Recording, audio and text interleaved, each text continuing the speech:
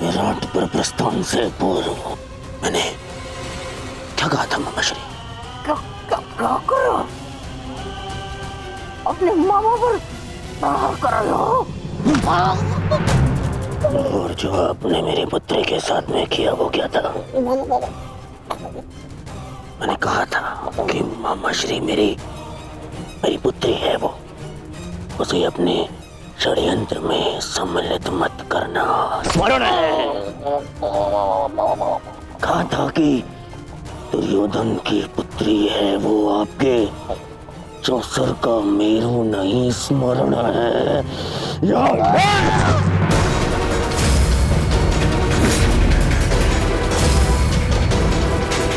छल किया आपने मेरे साथ।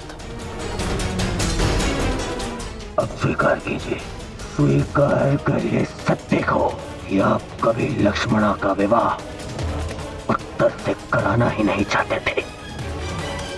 स्वीकार कीजिए कि आप लक्ष्मणा को यहाँ लाए ही थे ताकि आप उसका विवाह शाम के साथ कराने की योजना बना सके।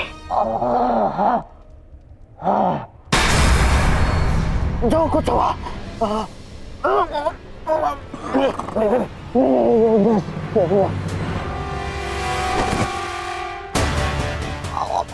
मरण तो क्यों? आपसे अच्छा कोई नहीं जानता कि मैं कृष्ण से कितनी घृणा करता हूँ। फिर भी आपने मेरी पुत्री का विवाह उस रणछोड़ के पुत्र से करवाने की योजना बनाई।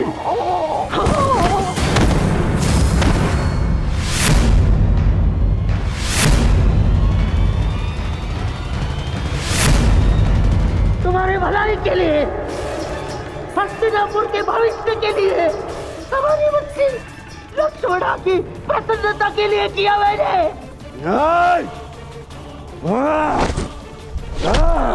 बस मुझे बहुत ठेस पहुंची है दुर्योधन। जिस भांजे के लिए मैंने अपना राजपाट, अपनी प्रजा सबका त्याग करके यहाँ हस्तिनापुर में बैठ गया। इसे इतना अपना माना मैंने कि अपने संतान को भी भूल गया।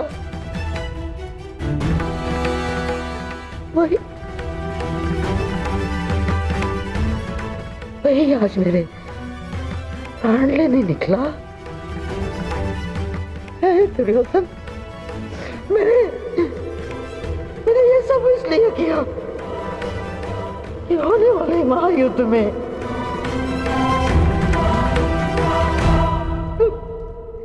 तुम्हें कोई हानि ना हो।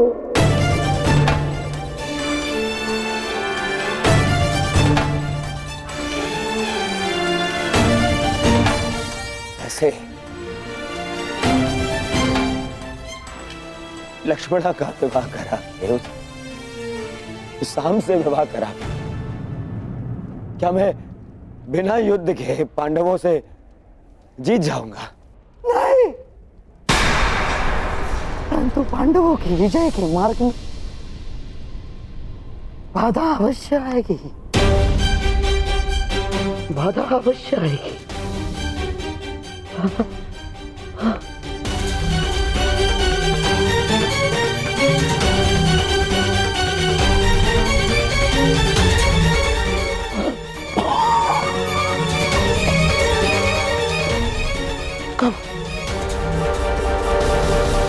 कब समझोगे तुम?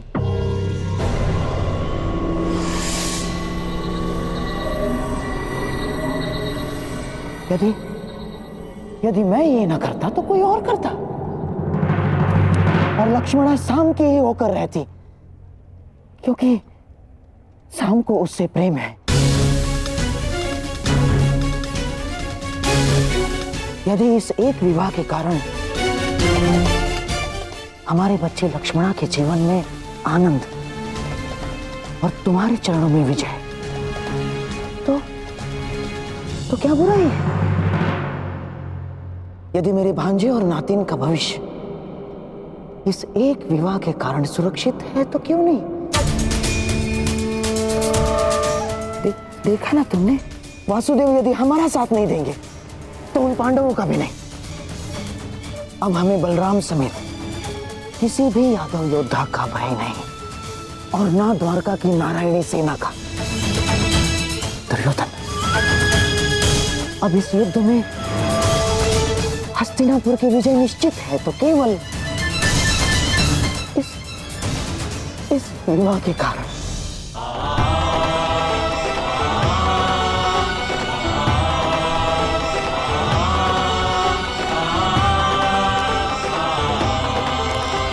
देखो कान्हा, भाग्य किस प्रकार बदलता है।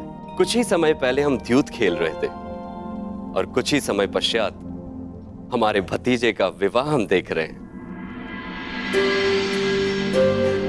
अरे इन सब में तो हमें स्मरण ही नहीं रहा कि हमारा द्यूत अभी भी अपूर्ण है। माना कि मैं विजय के निकट हूं, परंतु प्रयास करोगे तो तुम अभी भी जीत सकते हो।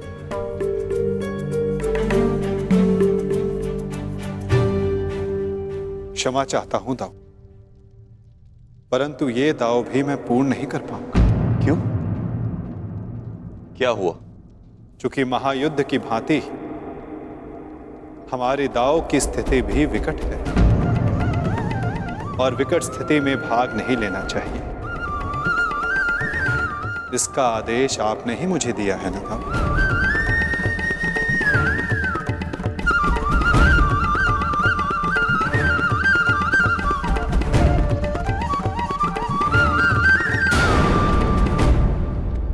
कर दीजिए मुझे।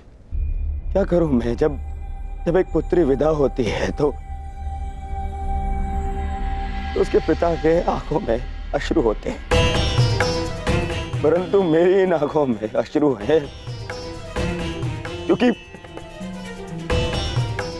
मुझे मेरे शत्रु के समक्ष झुकना पड़ा। कितना बड़ा मूल्य चुका रहा हूं मैं इस विजय का, मामा श्री। कितना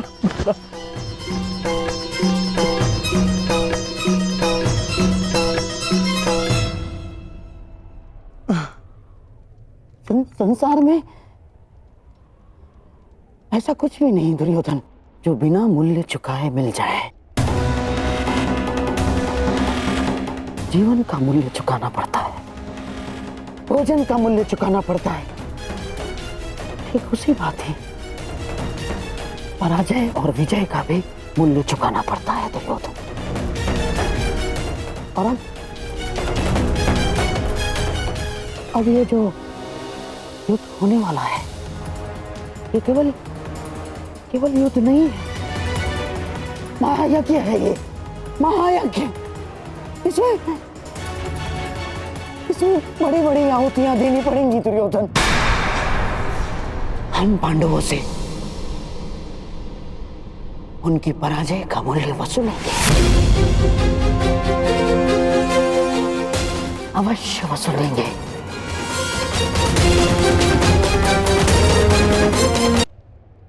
कान्हा,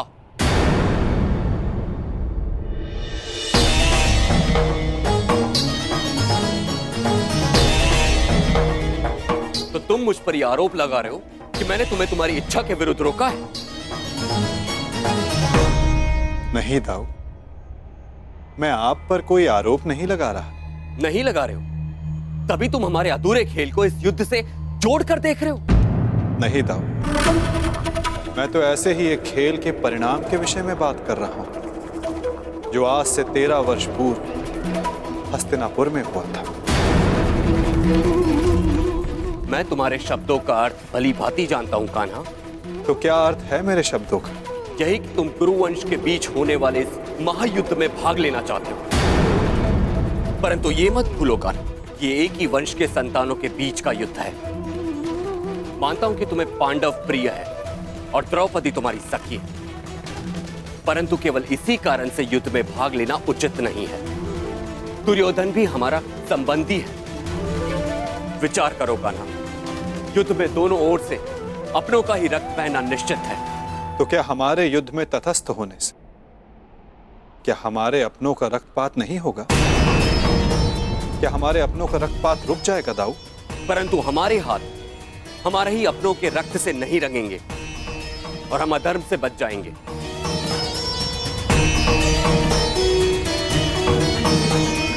हाँ दाऊ, हमारे युद्ध में तटस्थ रहने से हम इस रक्तपात से अवश्य बच जाएंगे, परंतु क्या हम उनकी रक्षा कर पाएंगे जिनकी रक्षा करना धर्म की मांग है?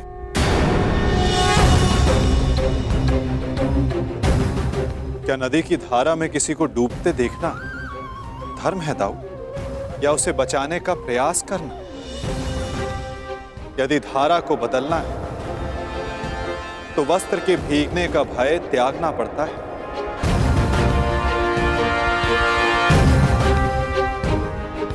यदि नया कुंभ बनाना है तो माटी को हाथ लगाना ही होगा।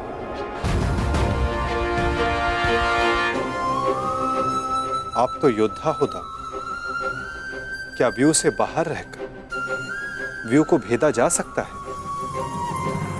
यदि अधर्म का नाश करना है तो धर्म का पक्ष लेना ही होगा, क्योंकि धर्म युद्ध में अपना धर्म ना निभाना भी अधर्म ही होगा ना दाऊ।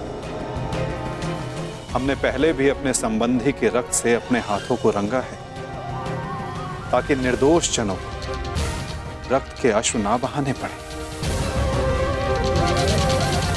मामा का स्मरण है ना दाऊ? जो भी होगा ना, मैं इस युद्ध में भाग नहीं लूंगा। मैं आपको इस युद्ध में सम्मिलित होने के लिए बाध्य कर भी नहीं रहा हूं दाऊ। आपके निर्णय का पालन कर, आपके वचन का मान रखना मेरा धर्म है, जिसे मैं पूर्ण अवश्य करूंगा दाऊ।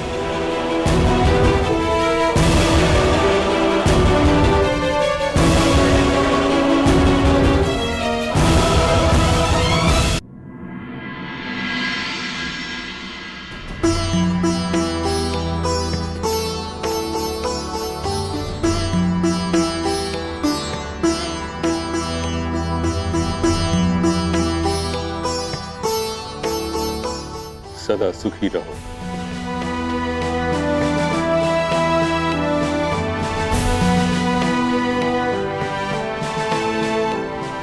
पुत्रवती भव।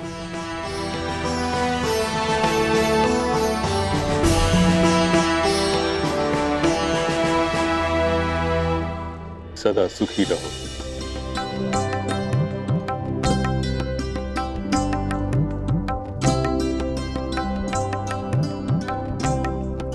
पुत्रवती भव।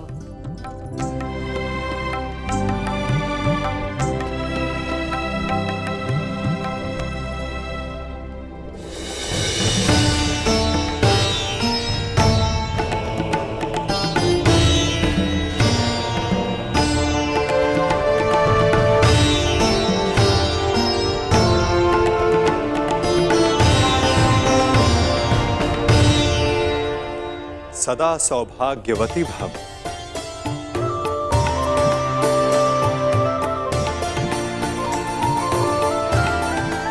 पुत्री लक्ष्मणा, मुझे बहुत प्रसन्नता हुई कि तुम्हारे पिता ने कन्या की स्वतंत्रता का मान रखा।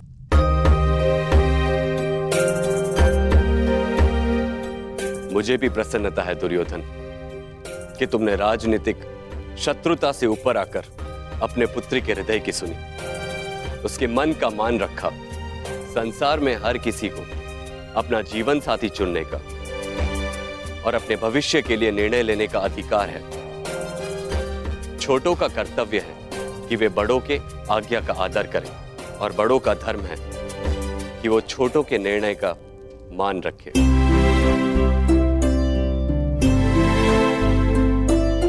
और मैं भी आज यही करने जा रहा हूं।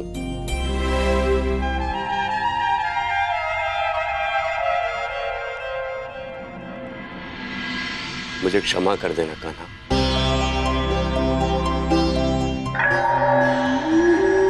मैंने अपने अधिकार का अतिक्रमण किया। तुम्हारी ओर से मुझे निर्णय लेने का कोई अधिकार नहीं था।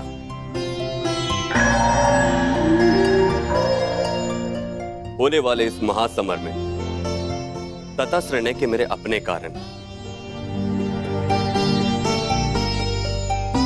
इस युद्ध में भाग लेने के तुम्हारे अपने कारण हो सकते हैं। मैं तुमसे तुम्हारा कारण या तुम्हारा अधिकार छीनना नहीं चाहता। इसीलिए मैं तुम्हें अपने दिए हुए वचन से मुक्त करता हूं।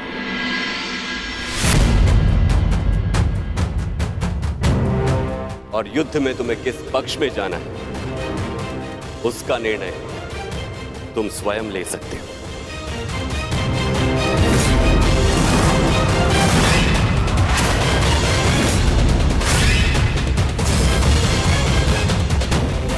धन्यवाद ताऊ।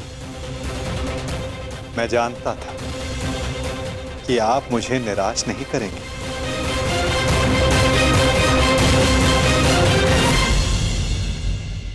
वासुदेव, हम दोनों ही आपके संबंधी हैं।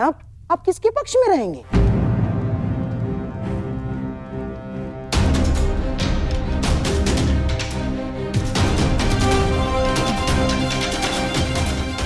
ना, मेरे कहने का तात्पर्य ये है वासुदेव कि अपनों का रक्त बहाना क्या अधर्म नहीं होगा?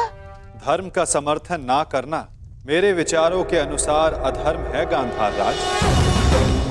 जो सक्षम हो, आवश्यकता पड़ने पर उसे धर्म युद्ध में आगे बढ़ना चाहिए।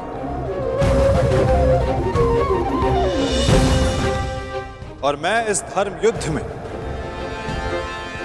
सम्मिलित होऊंगा।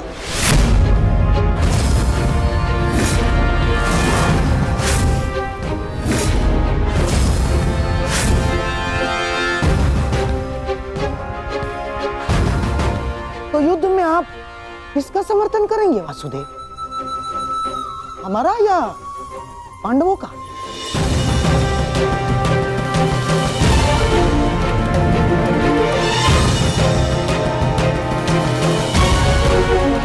उसका गांधार राज जो मेरे पास सर्वप्रथम समर्थन मांगने आएगा।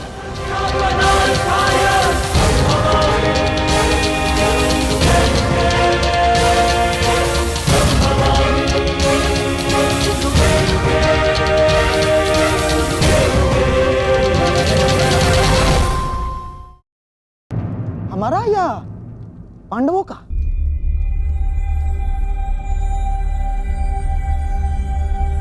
उसका गांधार राज जो मेरे पास सर्वप्रथम समर्थन मांगने आएगा।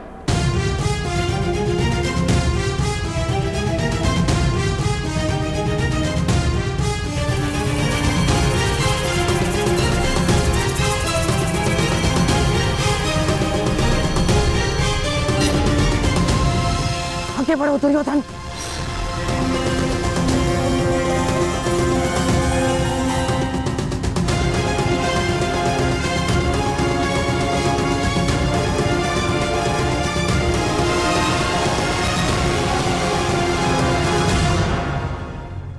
वासुदेव, दोनों पक्ष आपके समक्ष सहायता मांगने आ गए हैं। बताइए, आप किसका पक्ष लेंगे?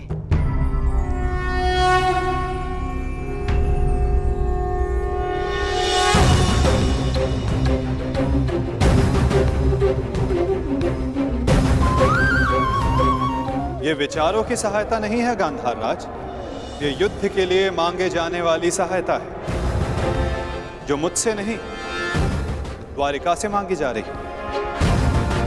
ये हस्तिनापुर और इंद्रप्रस्थ का विवाद, इसलिए धर्म के नाते दोनों राज्यों के प्रतिनिधि को द्वारिका आना होगा।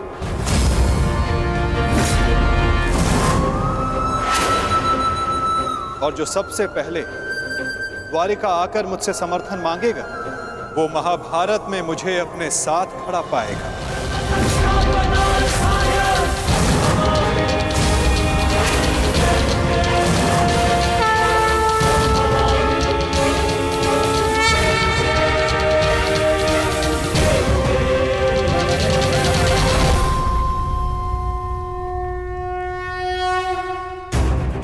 समय पूर्व कन्या पक्ष की ओर से आपने मुझे कुछ भेंट दी थी गांधार राज।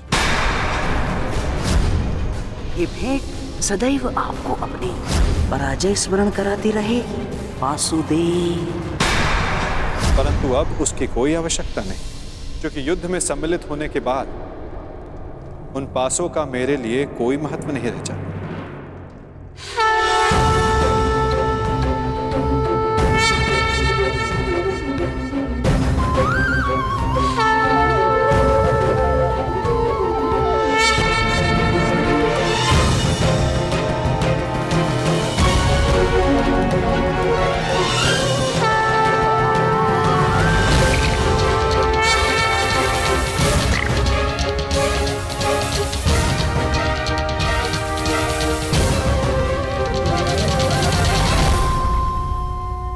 वैसे भी ये चौसर का खेल नहीं है गांधार राज।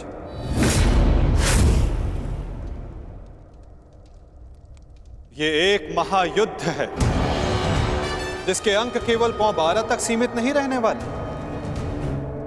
ये खेल बहुत बड़ा होगा जिसका आरंभ शंखनाद से होगा और अंत शस्त्र संधान से।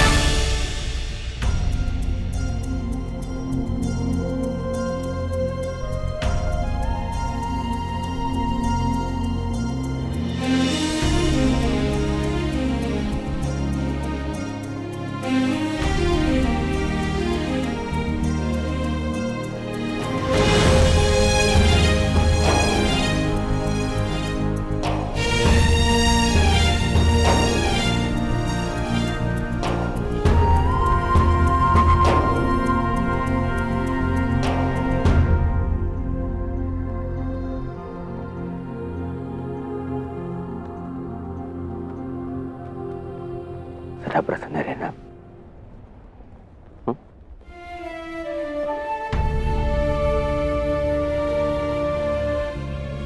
तुम्हें उसकी चिंता करने की कोई आवश्यकता नहीं है युवराज दुर्योधन।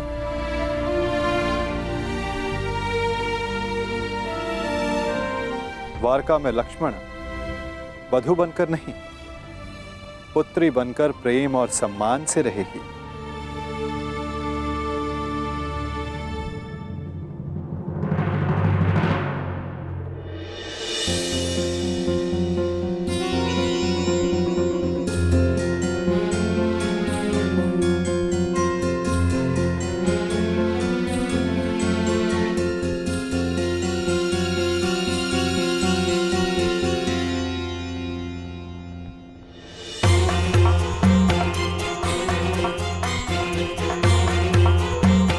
लगता है दुर्योधन विवाह की रीतियों को पूर्ण करने में थोड़ा संकोच कर रहा है।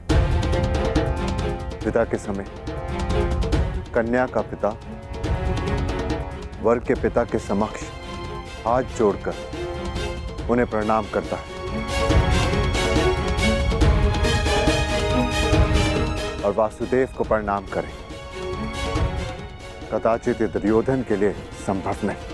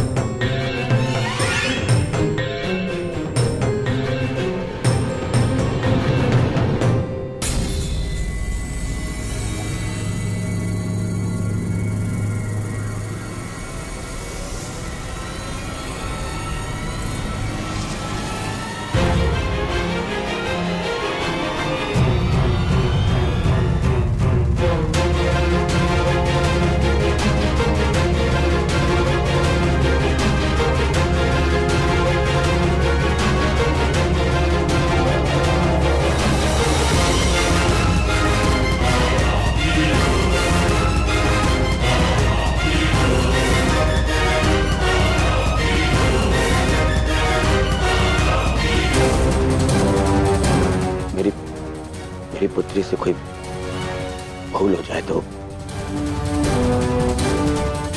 उसे क्षमा कर दीजिएगा।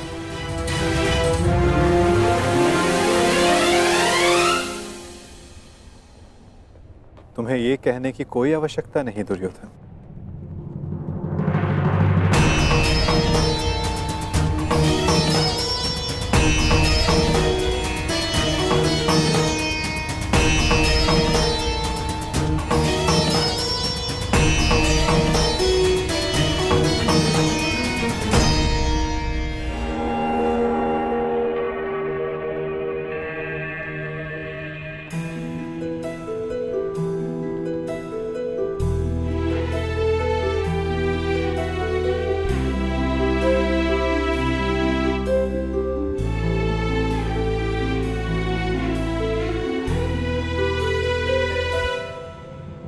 सदा सौभाग्यवती भव।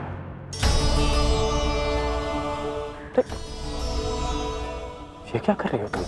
मांगने वाले को देने वाले के चरणों में झुकना ही पड़ता है ना काकाश्री। क्या मैं आपसे कुछ मांग सकती हूँ? अवश्य पुत्री। सदैव के भांति पिताश्री का साथ दीजिएगा, उनका ख्याल रखिएगा। आप उनके मित्र हैं, उन्हें समझते हैं। इस समय उन्हें सबसे अधिक आपकी आवश्यकता है काकाश्री। मैं तो सदा तुम्हारे पिता के साथ हूं, परंतु जो तुम्हारे पिता ने किया उस युद्ध में, वस्त्रहरण में, मैं उसे क्षमा नहीं कर पाऊंगा।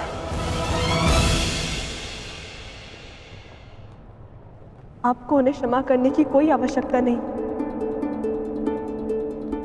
परंतु पिताश्री को आपकी आवश्यकता है काकाश्री। उन्होंने जो भी किया उसके लिए आप उन्हें क्षमा मत कीजिए, परंतु केवल मेरे लिए, अपनी मित्रता के नाते।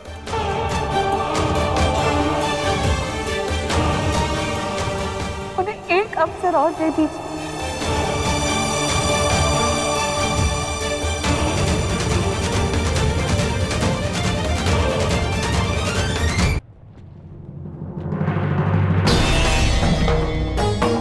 आज्ञा दीजिए गांधार नरेश, द्वारिका प्रस्थान करने का समय हो गया है।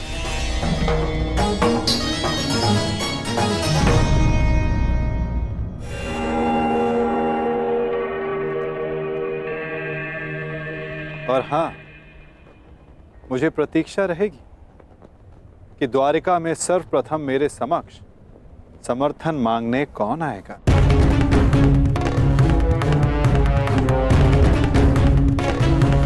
प्रणिपात।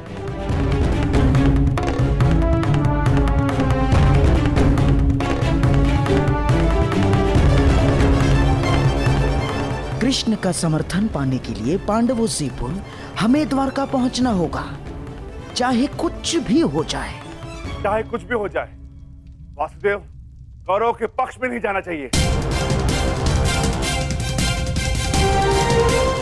चिंता मत करो भाई, वासुदेव का समर्थन हमें ही मिलेगा। दुर्योधन से पूर्व मैं जाऊंगा वासुदेव के पास। तो ठीक है जय, मैं भी आपके साथ चलूंगा। नहीं भी, तुम्हारी आवश्यकता यहां पर है और मैं चाहता हूं कि तुम और अर्जुन यहां रहकर अपने अनुजों और द्रौपदी की रक्षा करो। द्वारका के लिए मैं प्रस्थान करूंगा।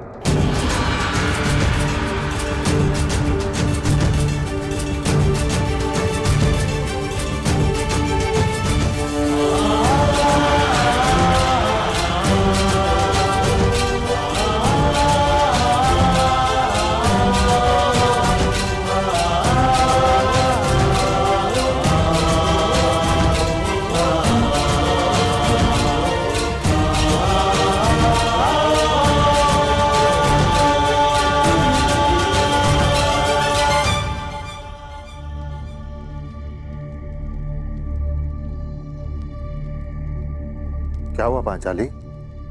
मैं आपकी इस यात्रा में बाधा नहीं बनना चाहती आर्य, परंतु मुझे ये लगता है कि आपका द्वारका जाना उचित नहीं है।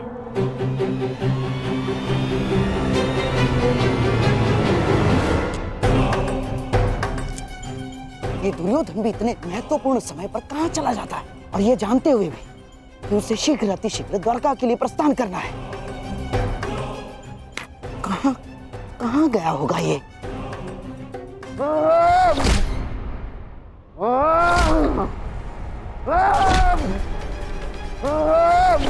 दुर्योधन! दुर्योधन! ये क्या कर रहे हो तुम? स्वयं को चोट क्यों पहुंचा रहे हो दुर्योधन? जो चोट मुझे पहुंची है उसके समक्ष कुछ भी नहीं है, छोड़िए मुझे। अरे पर क्रोध किस पर है तुम्हें? अपने आप के ऊपर है, स्वयं के ऊपर है।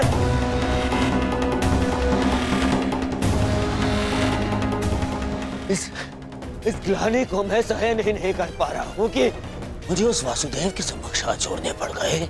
जी यहाँ तो कब ये हाथ जोड़ने पड़ गए। क्रोध पर वश रखो दुर्योधन। ये बौखलाने का समय नहीं है दुर्योधन, संभालो अपने आप को। कैसे संभालूं अपने आप को?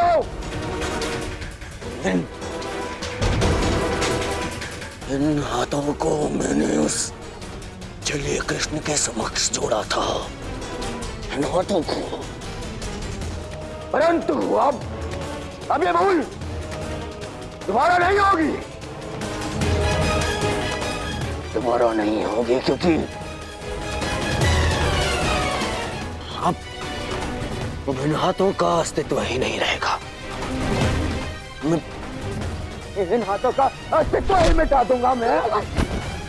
इन हाथों की आवश्यकता है अभी दुर्योधन।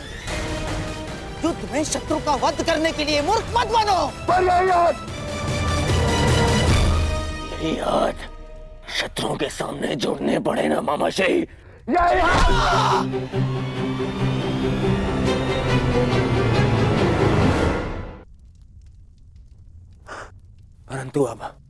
परंतु ये अंतिम बार था कि मैंने उस वासुदेव के समक्ष हाथ जोड़े। अंतिम बार। चलिए वासुदेव ने समर्थन के लिए द्वारका बुलाया है ना, मुझे नहीं जाऊंगा। क्या?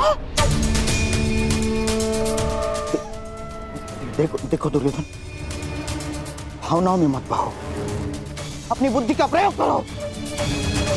मानता हूं कि वो कृष्ण हमारा शत्रु है, परंतु ये मत भूलो युद्ध अब समीप है, महायुद्ध आने वाला है, और केवल द्वारका ही है जिसका समर्थन हमें इस युद्ध में विजय दिला सकता है। दुर्योधन, तुम्हें कृष्ण के समक्ष हाथ जोड़कर समर्थन मांगने के लिए जाना होगा। दुर्योधन, जाना होगा।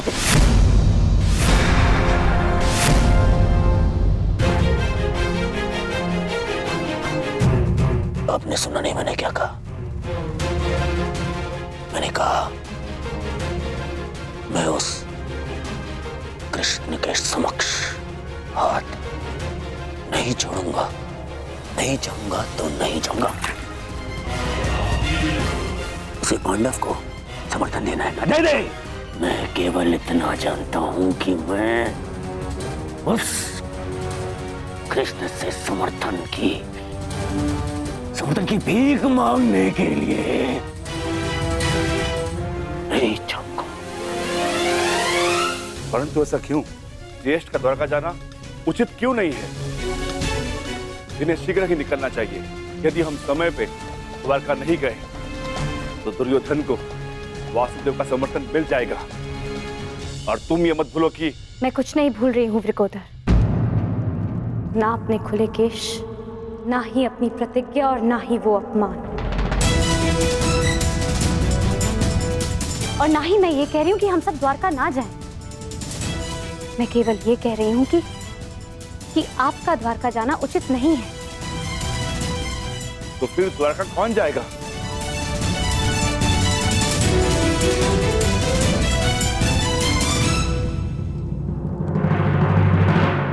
आर्य अर्जुन जाएंगे। परंतु अर्जुन क्यों? ये प्रश्न स्वयं से पूछे आर्य भीम। वासुदेव सदा हमारी सहायता को क्यों आते हैं? क्योंकि न केवल आर्य अर्जुन उनके प्रिय मित्र हैं, परंतु उनकी बहन सुभद्रा के पति भी। और आर्य अर्जुन के वहां जाने से हमारा पलड़ा दुर्योधन से कहीं अधिक भारी होगा। मैं पांचाली से सहमत हूं। तुम्हारा क्या मत है अर्जुन?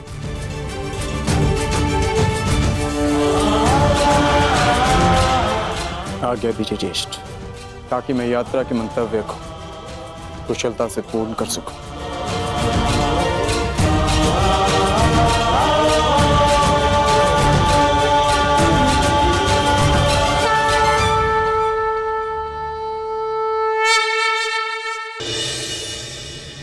तुम्हारी यात्रा शुभ हो।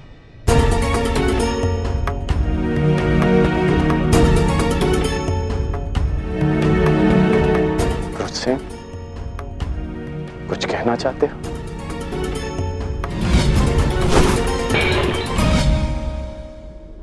हाँ, वो आप वो आप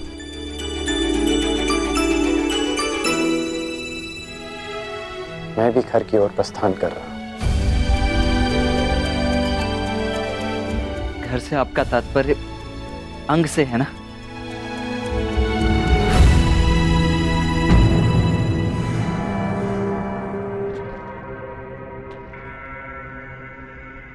या हस्तिनापुर के राजभवन से? मुझे लगा था कि अब तक तुम समझ गए होगे कि मैंने जो कुछ किया समाज के लिए किया, परंतु तुम्हारे इस प्रश्न से स्पष्ट होता है कि तुम अब तक मुझे समझ नहीं पाए हो। और आपके इस उत्तर से भी स्पष्ट होता है आपके इस यथाकथित समाज में मेरे और मेरी माता के कोई स्थान नहीं।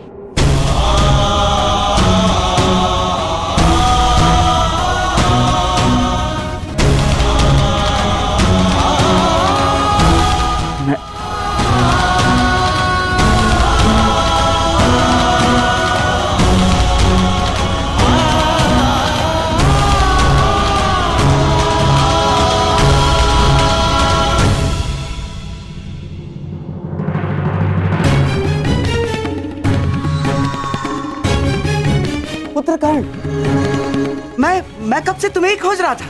पुत्र पुत्र, आपका यह संबोधन स्पष्ट करता है कि आप फिर से किसी योजना के साथ आए हैं। क्यों कर्ण? क्या मैं सदा बुरा ही सोचता हूँ? मानता हूँ कि हमारी सोच में भिन्नता है। मानता हूँ कि दुर्योधन के पास जब भी मैंने कोई प्रस्ताव रखा तो तुम उसके विरुद्ध रहे, जानता हूं मैं। परंतु कर्ण, हमारी सोच में एक समानता भी है, और वो ये कि हम दोनों दुर्योधन का भला चाहते हैं। और इसी के कारण मैं तुमसे कुछ मांगने आया हूं कर्ण।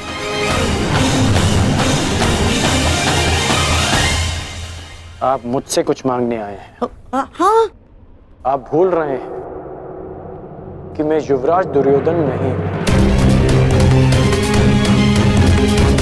आपके किसी भी प्रस्ताव के लिए मैं बाध्य नहीं हूं मामा श्री। अब भी नहीं, जब हस्तिनापुर का भविष्य संकट में हो। क्या तात्पर्य है आपका? हस्तिनापुर का भविष्य कैसे संकट में है? कदाचित तुम्हें ज्ञात नहीं है कर्ण, दुर्योधन ने द्वारका जाना अस्वीकार कर दिया है। क्या? हाँ, तुम इसका अर्थ समझते हो ना?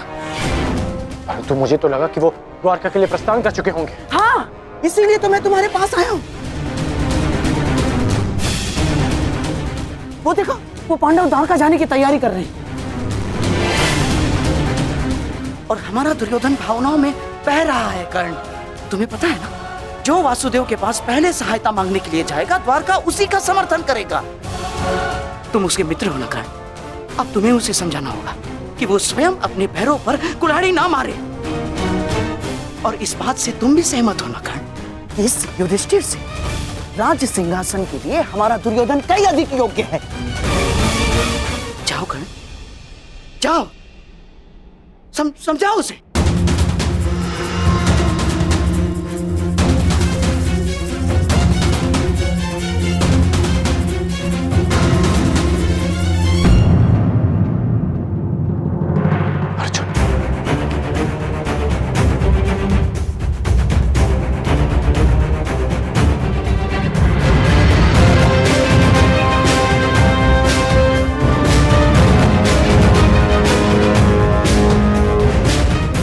द्वारका के लिए प्रस्थान क्यों कर रहा है? द्वारका तो युधिष्ठिर को जाना चाहिए।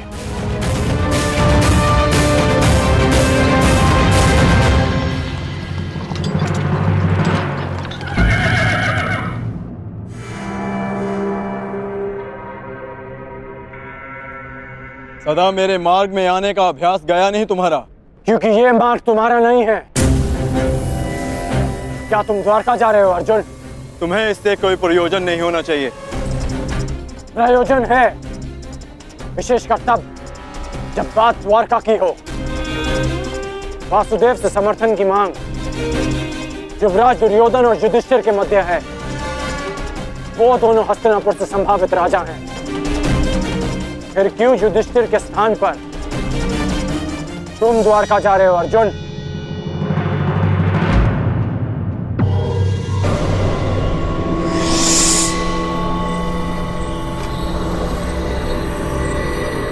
हर जगह छल। वासुदेव के मित्र होने के नाते और उनकी बहन सुभद्रा के पति होने के नाते तुम वासुदेव का समर्थन चाहते हो ताकि तुम्हारा पलड़ा भारी हो जाए। क्या धर्मराज युधिष्ठिर की दृष्टि में यह अधर्म उचित है? क्या धर्म युद्ध में सहायता के लिए एक संबंधी का लाभ उठाना उचित है? क्या तुम्हारे ज्येष्ठ ने यही सिखाया तुम्हें अर्जुन? सावधान कर!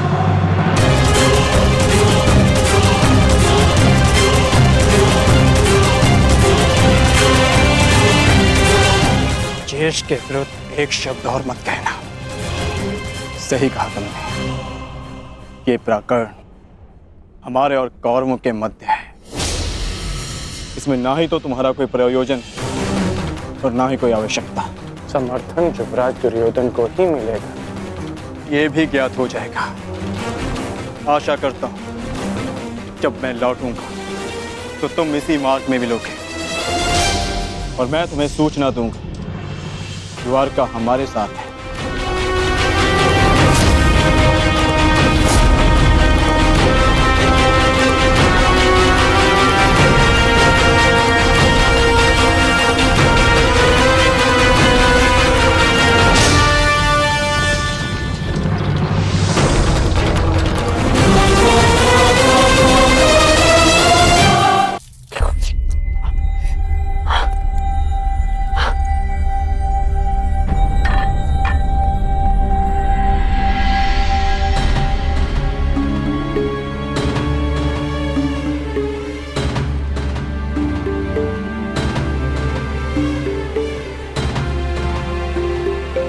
तुमने मुझे देखकर मुस्कुराया इतने वर्षों बाद। महामश्री, आपने देखा कर्ण मुझे देखकर मुस्कुरा रहा था। क्यों मित्र, तुमने मुझे क्षमा कर दिया? मैंने आपको क्षमा नहीं किया युवराज। पांचाली के वस्त्र हरण के लिए मैंने आपको क्षमा नहीं किया और ना ही कर पाऊंगा।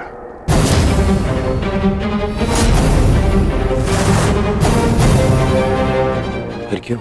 क्योंकि इस समय मैं उस दुर्योधन के समक्ष नहीं खड़ा जिसने वो अधर्म किया था। आज मैं उस पिता के समक्ष खड़ा हूं जिसने अपनी पुत्री की प्रसन्नता के लिए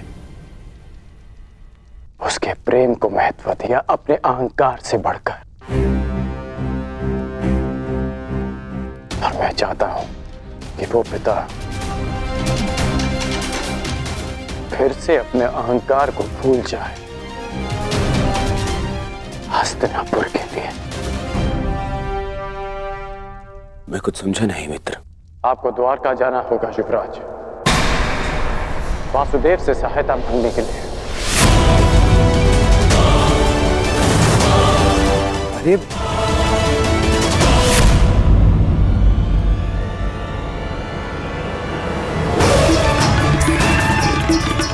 अब समझा। तुरंत मत कीजिए युवराज, तुरंत मत कीजिए। कैसे? शांत हो जाइए, शांत हो जाइए। फिर चल, फिर चल। युवराज,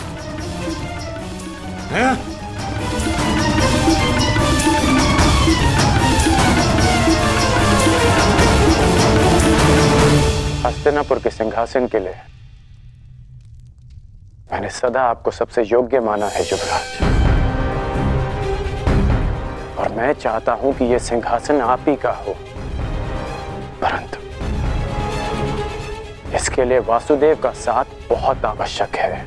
मैं पहले ही कह चुका हूं, मैं उस छलिए के समक्ष नहीं झुकूंगा तो नहीं झुकूंगा, बस। वीर वो नहीं होता जो सदा अहंकार में सर उठाए खड़ा रहे। वीर वो होता है जो सर झुकाकर भी अपना उत्तरदायित्व पूरा करे। कैसा उत्तरदायित्व? उत्तरदायित्व आपकी पुत्री का, आपके पिता का, हस्तिनापुर की सेना का, उसकी प्रजा का, इन सब का उत्तरदायित्व आपके अहंकार से कहीं बढ़कर है युवराज। यदि हमें वासुदेव का समर्थन नहीं मिला तो इस युद्ध को जीतना असंभव होगा। मेरी बात मानिए मित्र। मित्र? तुमने मुझे मित्र कहा? इतने वर्षों बाद।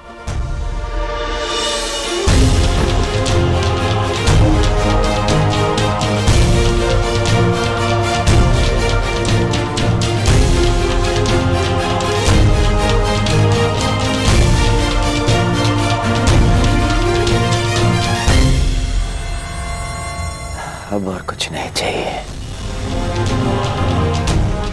मैं आज बहुत प्रसन्न हो गया मित्र।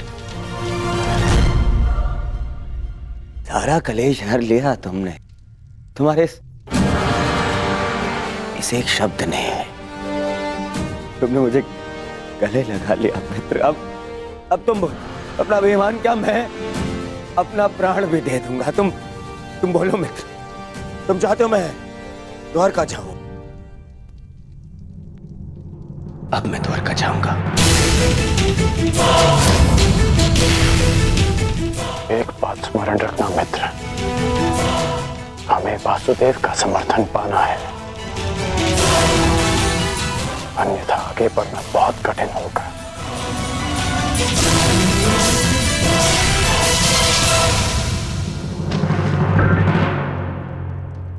पांडवों की क्या सूचना है मामा?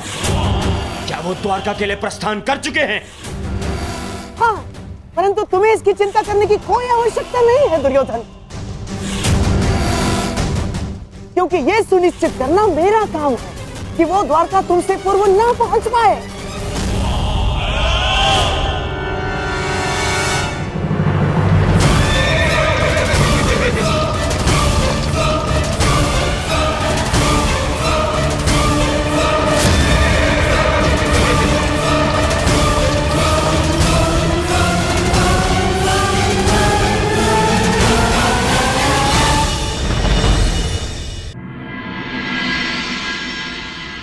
द्वारकाधीश वासुदेव कृष्ण की, वासुदेव पुत्र सांब की, कुलवधू लक्ष्मणा की, द्वारकाधीश वासुदेव कृष्ण की, वासुदेव पुत्र सांब की, कुलवधू लक्ष्मणा की।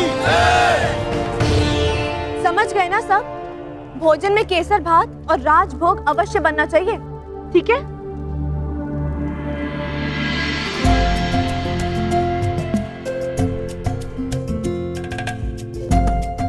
कहाँ थे आप? मैं कब से आपकी प्रतीक्षा कर रही थी। तुम प्रतीक्षा में नहीं, प्रबंध में व्यस्त हो।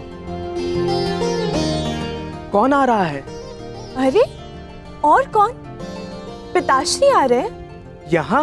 हाँ, वो विराटनगर में ससुरश्री ने घोषणा की थी ना कि युद्ध में समर्थन की मांग के लिए सबको द्वारका ही आना होगा, तो इसलिए पिताश्री यहाँ समर्थन मांगने आ रहे हैं। समर्थन?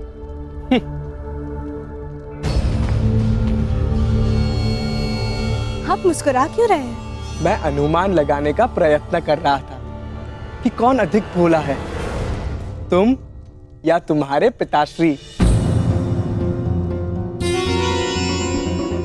मैं कुछ समझी नहीं।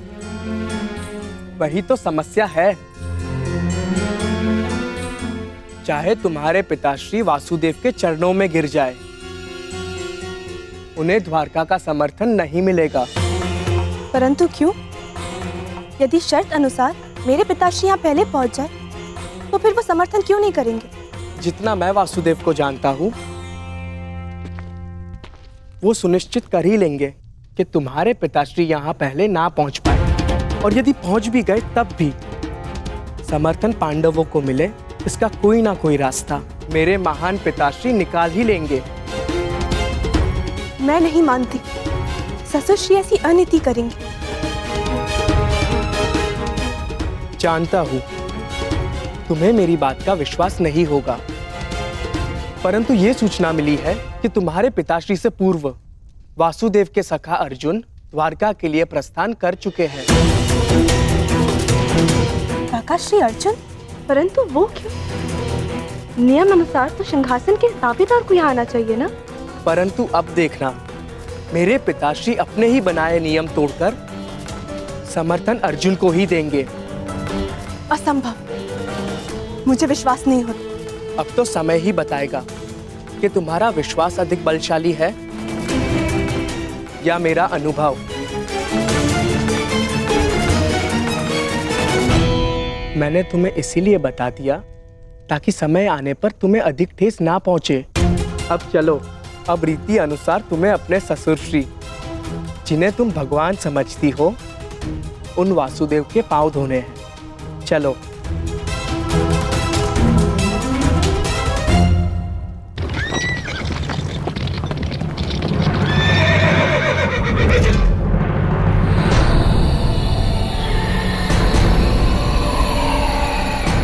कहाँ है अर्जुन? इतने कम समय में इतना आगे निकल गया कि दिखाई नहीं दे रहा है।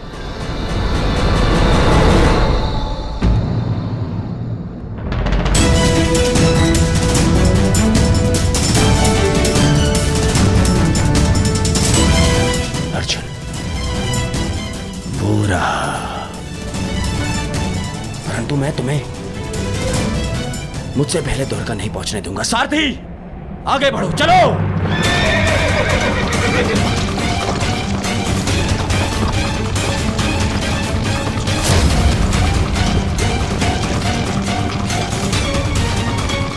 समझ में नहीं आ रहा कि कैसे इससे आगे निकलो।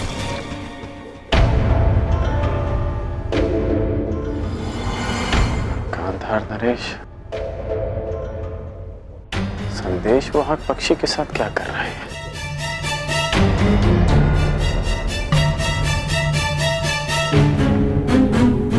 फिर किसी छल की योजना बना रहे हैं मामाश्री? ना ना, एक छल के उत्तर देने का प्रयास कर रहा हूं केवल, जो पांडवों ने किया है।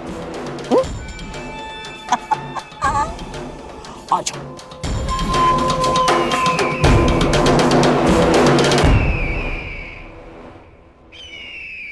अर्जुन को मार्ग से भटकाने का पूरा प्रबंध कर दिया है मैंने। अब द्वारका सबसे पहले तुम्हारा मित्र ही जाएगा।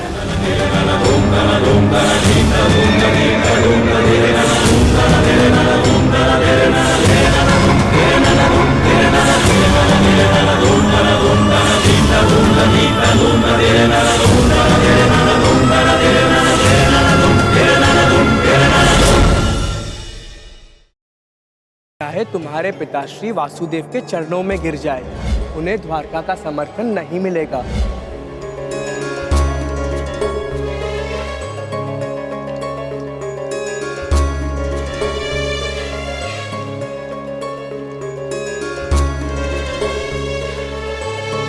पात्र का जल छलक रहा है लक्ष्मणा।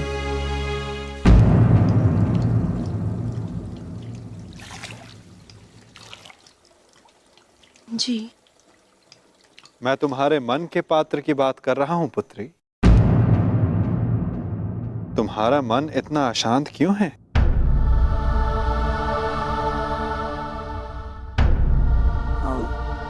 ससुर जी, वो मैं ससुर जी नहीं, पिताश्री।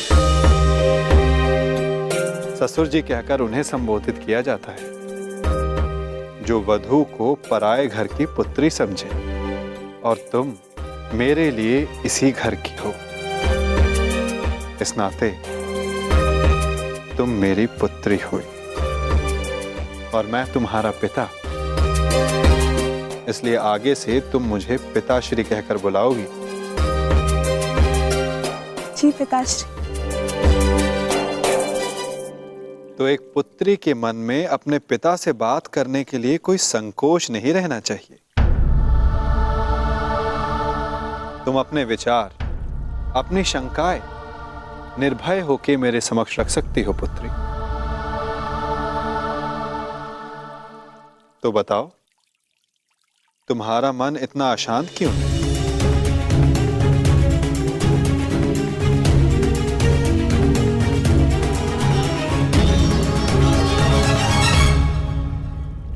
मैं जो भी कहूंगी स्पष्ट कहूंगी।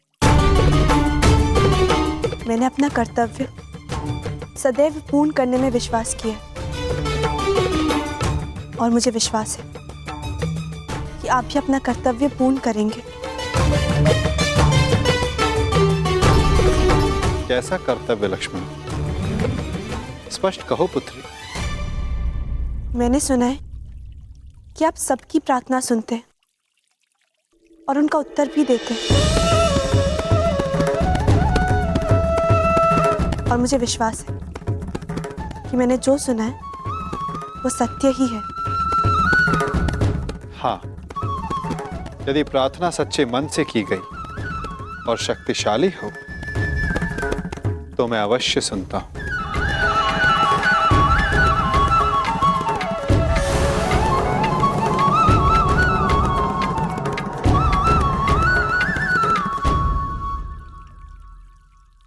प्रतीत होता है कि ये स्थान इस भारी वार्ता के लिए उपयुक्त नहीं है। तुमने द्वारका के राजभवन के उपवन देखे? बड़े सुंदर हैं। आओ, मैं तुम्हें उपवन विहार करवाता हूं। सात्विक शीघ्रता करो।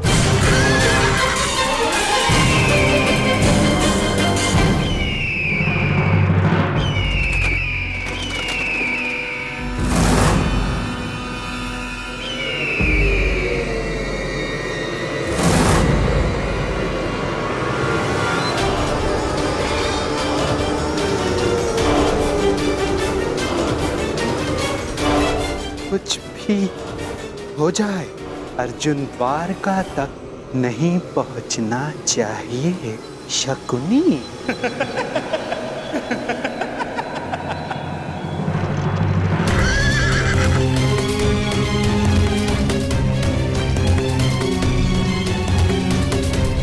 द्वारका का ध्वज, अर्थात मैं वासुदेव के निकट हूं, द्वारका के निकट।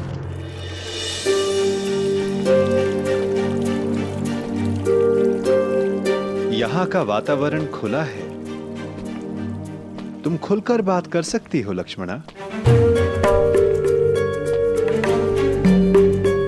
कहो, क्या संदेह है तुम्हारे मन में? संदेह है कि आप समर्थन के लिए पिताश्री को नहीं चुनेंगे। मन नहीं मानता, परंतु आज तक जो भी हुआ, जब उसे देखती हूँ तो मस्तिष्क में प्रश्न उठता है कि आप पक्षपात तो नहीं करेंगे। कैसा पक्षपात पुत्री? आपने कहा था कि द्वारका में जो भी आपके समक्ष सबसे पहले पहुंचेंगे, आप उन्हीं का समर्थन करेंगे। तो यदि पिताश्री पांडवों से पूर्व आपके समक्ष आ जाए, तो आप उन्हीं का समर्थन करेंगे ना? उन्हीं को चुनेंगे ना?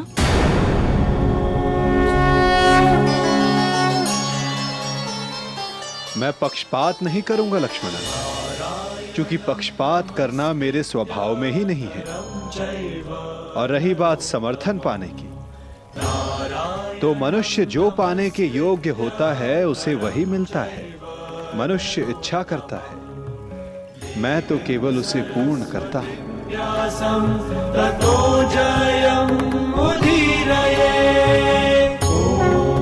प्रतीत होता है कि तुम्हें तुम्हारे प्रश्न का उत्तर अभी तक नहीं मिला।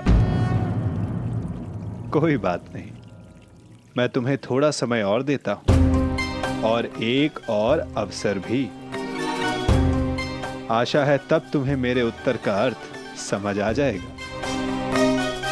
और एक बात सदा याद रखना लक्ष्मणा, पहले मैं नहीं चुनता, लोग मुझे चुनते हैं। चलो, अभी के लिए इस वार्ता को यहीं रोक देते हैं, क्योंकि मुझे एक महत्वपूर्ण कार्य के लिए जाना है। तब तक तुम मेरे उत्तर का अर्थ समझने का प्रयास करो।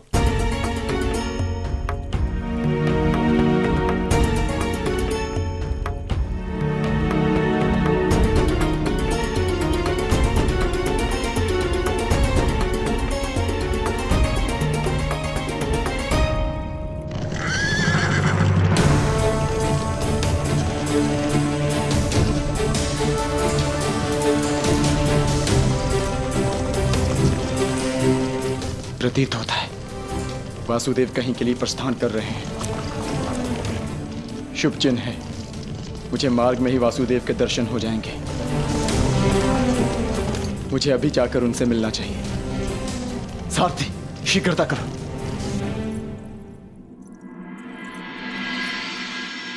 ससुर श्री इस समय अचानक कहाँ चले गए? यदि पिताश्री आ गए तो फिर क्या होगा?